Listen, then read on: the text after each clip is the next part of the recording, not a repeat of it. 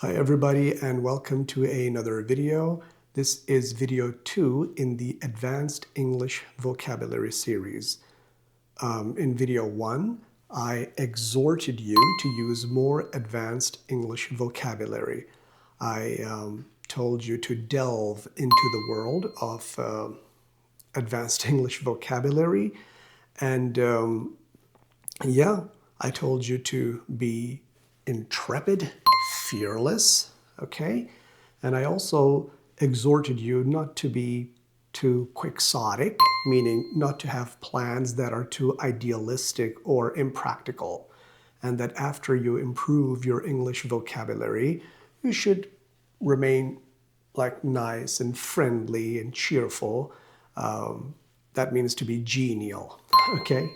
Because somebody who is not nice and friendly and genial, other people might find this person to be obnoxious.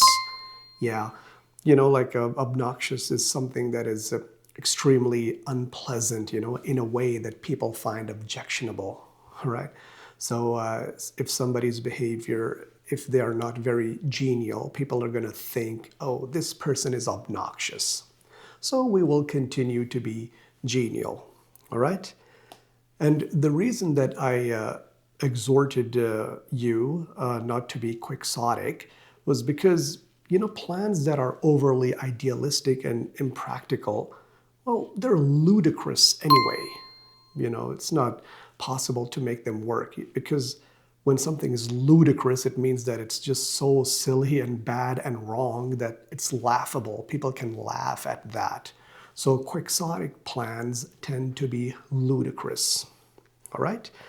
And, sometimes when we find ourselves in a difficult situation, some people can have a visceral reaction, like an instinctive reaction that is full of emotion, not something that is, that people would think logically, and in a calm fashion.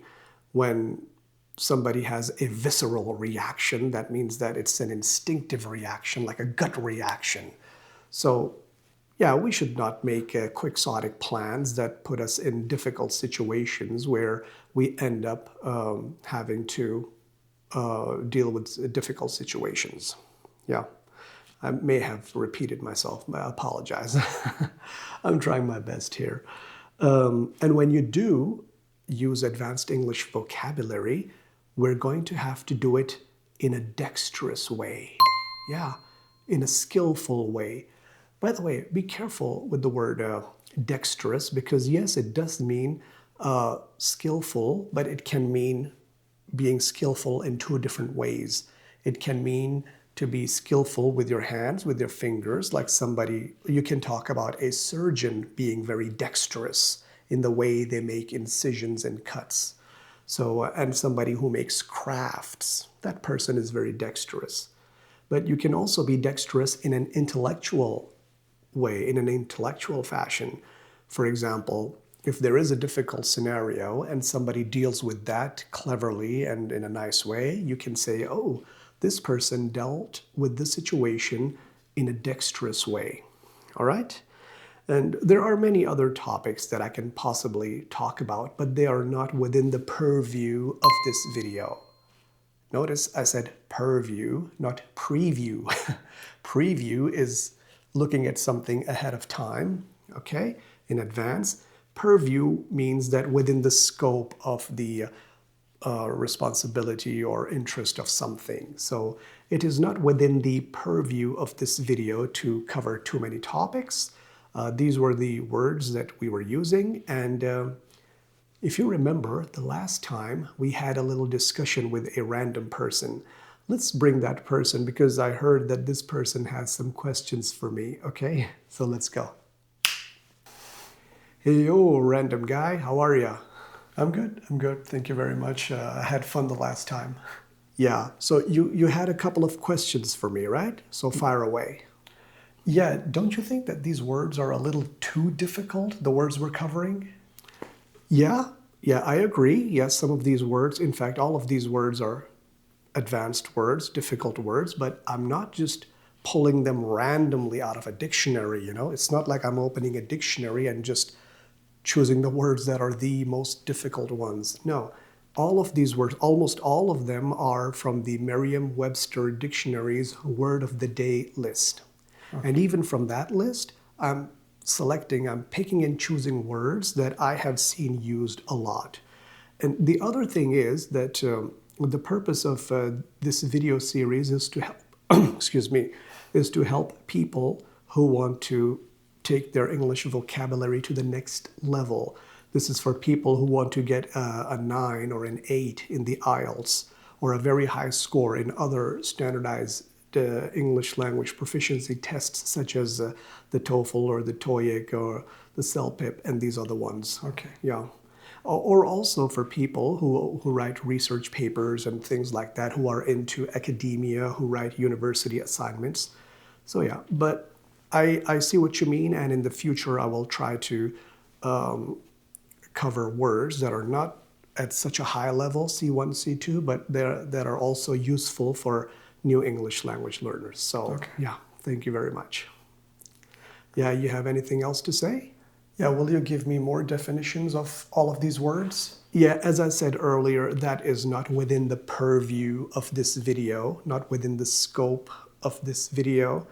If I try to be quixotic and, you know, like try to cover way too many things and do too many things, we won't be able to do a lot. And the other thing is that the cognitive load is already very high in these videos. We have to stay concentrated to cover all of these words, and the longer the video goes, the more difficult it will be for us to focus. So yeah, at times it does sound a little artificial when I'm trying to cram too many words in such a short space of time, but with time and with spaced repetition, things will, you know, make sense a lot more. What is spaced repetition? Yeah, spaced repetition, that means that I don't want to go into too much detail here, but basically we will continue to repeat and review the words at regular intervals so that we don't forget the things we have already covered. Okay. Anything else? No, that's all. All right. Thank you very much, Mr. Random Guy. You can leave for now. Okay, thanks. Do you have a message or anything to say to the viewers? Yeah, I just want to ask them if you and me, we look alike. Really? Okay. Well, all right. All right, we'll see. We'll see. Thank you very much, huh? Have a nice day. Bye-bye. So, folks, these were the words we covered, and like last time, we will do a quiz now. So, good luck with the quiz.